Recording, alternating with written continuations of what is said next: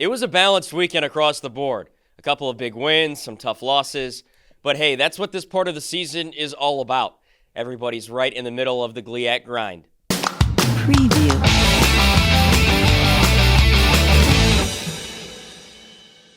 I'm Dominic Liacani, and you're watching the Parkside Press Pass, powered by El Camino Kitchen.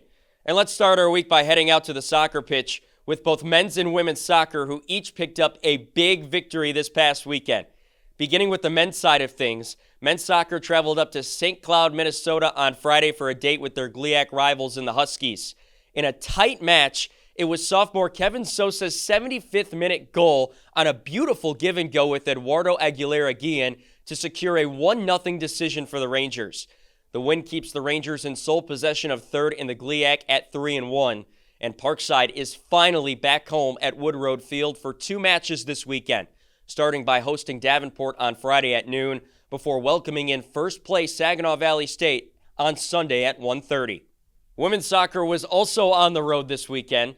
On Friday, they started out in Allendale, Michigan, where they took on number 3 Grand Valley State, and in a wire-to-wire contest, Parkside would ultimately give up a 77th minute goal to fall 1-0 to the Lakers.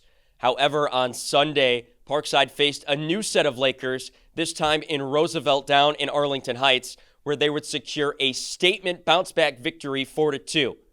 Lindsay Dollinger and Kate Brown each scored twice for their first multi-goal games of their careers, and Dollinger's 52nd minute goal marked her GLIAC-leading third game winner of the season.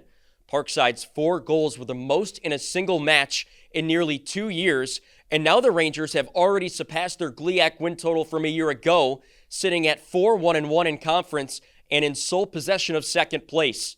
The ladies return home for an 11 o'clock match against Purdue Northwest on Sunday, taking on a Pride team they've already defeated this year. On to the court now with volleyball. The Volley Rangers also went 1-1 this weekend. On Friday, they suffered their first sweep of the year to number 16 Ferris State. However, Parkside rebounded into the win column on Saturday with a sweep of its own over Davenport. The Rangers outclassed the Panthers in nearly every statistical category, including outdigging DU 62-51. Avery Palavin stole the show offensively, as the freshman led the Rangers with a career-high 11 kills and hit .270. The Rangers are now 3-3 in GLIAC play, good for a tie of 7th place.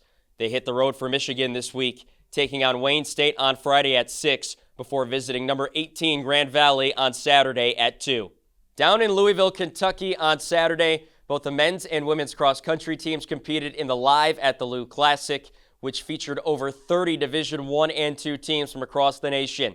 The men finished 27th of 32 teams overall in the 8K, while the women placed 19th of 31 teams in the 5K. Senior Abby Steiner led the women once again, running a 17:29 and finishing 25th overall. Both squads are back on the course on Sunday, October 17th, down in Peoria, Illinois for the Bradley Pink Classic. Finally, both men's and women's golf were in action earlier this week at the Flyers Fall Invitational hosted by Lewis down in Lamont, Illinois. The men would go on to win the 54-hole event by 16 shots. 3 different Rangers finished in the top 10, with Shane Stanley finishing just out of medalist honors after a 2-hole playoff. They are each back in action on Saturday and Sunday at the Panther Invitational, hosted by Davenport in Augusta, Michigan. To stay on top of all things Ranger athletics this week, make sure you head on over to parksiderangers.com/coverage. And hey, if you're feeling hungry, make sure you check out our friends over at El Camino Kitchen, located off of Highway 41 on 77th Street in Pleasant Prairie. This has been the Parkside Press Pass.